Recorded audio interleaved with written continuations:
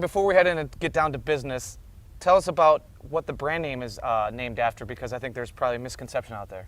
Oh yeah, a lot of people think that there's a Mr. Takamine and it's been named after Mr. Takamine, but it's actually named after this beautiful mountain behind us, Mount Takamine. Well, speaking of beauty, let's go see some guitars. Let's do it. All right, we're inside the factory now. Tom, it smells wonderful in here. Tell me what's going on. Yeah, so this is one of a couple drying rooms we have. This room is a natural drying room where we're taking like cool, just ever circulating air, and what we're smelling is this wonderful cedar, like this piece here. And you can see all this cedar behind me. We use a lot of cedar. Okay. And what's the difference between this room and the kiln based on like what types of woods or why one process gets It's used? basically about the moisture and the oils in the wood and where you're trying to set it. But you know, this is very, very close. These guitars are ready to be made into guitars. Gotcha. Cool. Well, let's move on. All right, we are in a very special area for wood before it gets obviously down the process is where things start looking real beautiful. Do you want to show us some cool stuff, Tom? In this room, we got a kind of a collection of some really good exotic wood. Like, look at this beautiful Coca-Cola set here with the sapwood in it and stuff like that, that white wood. And then back here, I've got some nice koa. There's a lovely piece of koa. And this is stuff they've been collecting. You know, Takamine's been around since 1962, so they've been collecting wood since 1962. Last year, I think we made a guitar with Madagascar rosewood that they've had for over 40 years. Wow. And that's, you know, so that came out of me walking through this room and somebody pointing it out to me and going, oh, what can we do? Yeah, I was going to say, is this stuff more production or is this like kind of like built to order stuff?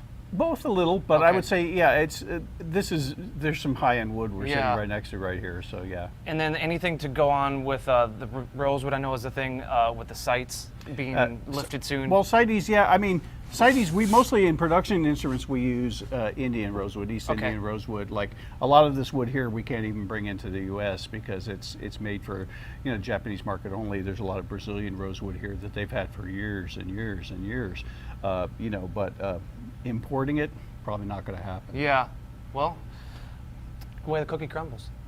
All right, Tom, we are just a little bit further in the room looking at necks here. Beautiful 12-string. Yeah, I mean, if you see, we have this whole sea of necks out here. What we do is we get the necks are CNC'd to this shape, and then we let them sit for, you know, a good length of time so that if they're going to twist and warp, we'll have chance for it to do that. Then we can true them up, and it'll make a perfect guitar in the end, and you know, cured so that it's not wet wood, then turning into something that twists later on in its life. So yeah, this one here looks like it's going to be probably an EF400 SCTT by the, you know, the rosewood top and stuff like that, 12-string neck. For people that are going to be real perceptive and see the things that they might not recognize on a guitar, is the two notches you said is for tooling? Yeah, these are for tooling location. You know, it'll sit into something and hold it and be exactly in the right spot. Okay. You know, so these cuts are made by CNC, so they're within, you know, a human hair or something like that of and the you know, gaps accuracy. will get filled in with the truss Sure, rod. yeah. Eventually that gets routed out. Fingerboard gets put on it. You know, the way we do our neck joint it takes out a lot of the portions that are already cut away.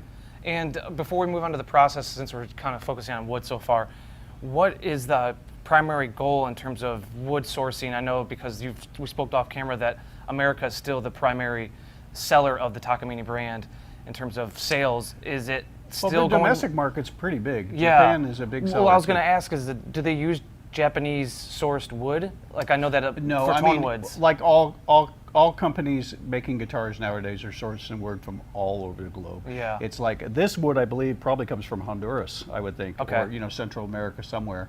You know, mahogany, real mahogany. I'm going to botch the scientific name, so I won't even try. Yeah. But you know, it's all over the world, and this rosewood will either come from, you know, East India or Indonesia, someplace like that. So, but most of the companies in the world are sourcing from a handful of wood sourcers that are reliable. You know that they're going to give you wood that's legit and got the right paperwork on it, so that it's very, very sensibly and sustainably farmed. Yeah. And you know, no bad stuff. Nobody needs that. No with their headaches. guitar. Cool. Yeah. Well, let's keep moving. Tom, this is where things start to come together and they're having fun. So tell me what are we seeing? We're seeing him glue a top together. He's using protein glue here and setting it on the edge.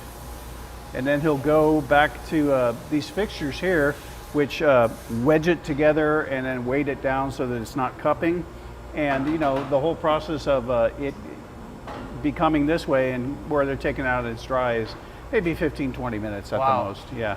And so we use you know, protein glues on all our tops, which is pretty cool. And it's really because it's the best way that we know of. Everybody does different stuff, but that's the way we've been doing it since 1962. It's one of those things where it's like, it's not broke, don't fix it. Yeah. You don't want this in your kitchen, but it's yeah. Tom, what do we see here? Well, we see, I mean, she's just finishing one up here, but what we're seeing is they're taking a top, they have a jig that sets down, all the braces get set in on there with glue underneath them. Then they set things to hold them in position for exactly whether it's X bracing or ladder bracing or, you know, fan bracing. And then this whole thing comes down, folds down, and they take an air hose and they vacuum it out, and it pulls the membrane straight down to the top of the guitar and holds all the pieces till they're dry. And that usually takes about a half an hour for it to get through there. And that's same for tops as it is for backs as well. Excellent. All right, Tom, this is kind of where the Japanese tradition of hand building things all the way back to swords and woodworking is where it really takes over for Takamine. What are we looking at here? Well, what we're looking at is the braces are come out of being glued on, and now the tone is actually of the guitar is being shaped. And you can see this guy taking a razor sharp chisel and doing what he's been doing for many years. He's a very skilled labeler, and just going through and shaping and scalloping and making the braces ready to be done. And you see now he's dating the top. That guitar is born. He listens to it to make sure everything's tight and nothing's buzzing on it, and on to the next one. Now, as he goes through all different tops and all different body styles, he has to have a knowledge that will allow him to know what he's doing for each top. Yeah, obviously he's not going to carve a dreadnought the same way that he would carve like an NEX shape or say like a New Yorker shape. It's all going to be a little different, but that's what comes with experience. I think we have four craftsmen here at Takamine that do this. You know, they're constantly training, but the ones that are actually doing it are just a few. And one of the things that makes Takamine what they are. And I have a 360 at home, so whenever that was built, that was one of the four hands that touched it. As a matter of fact, that could be a 360 there you're looking at. All right, here's some more handwork being done. Tom, tell me what's going on. So Daisuke here is hammering in some you know, purfling material, which is ABS, I think, on this particular thing. And he's just taking all those strands that are in a particular order. You can see there's, you know, maybe 6-7 strands on that one piece that he's doing, and just hammering them into the channel routed for the rosette. And on to the next thing. He'll trim this off and make sure the glue's not getting all over everything. And then he goes on to the next series, which is going to be, I believe, on this more white. Now, off to the right there, I see something that's compressing where the rosette is at. Yeah, that holds it in. That's like a big clamp. Okay. So that's holding it in as it dries so that it doesn't pop out later, and it keeps it all flat and in good shape. So here, he's going back in. He's going back in. And you see they do the joint where the fingerboard extension would go over the joint, so you don't see the joint. The overlap, yeah. Yeah. But here again, this is another example of just more fine hand work. I think Daisuke's been here for how long, Daisuke? Maybe 30 years or so, anyway? More? It's unbelievable.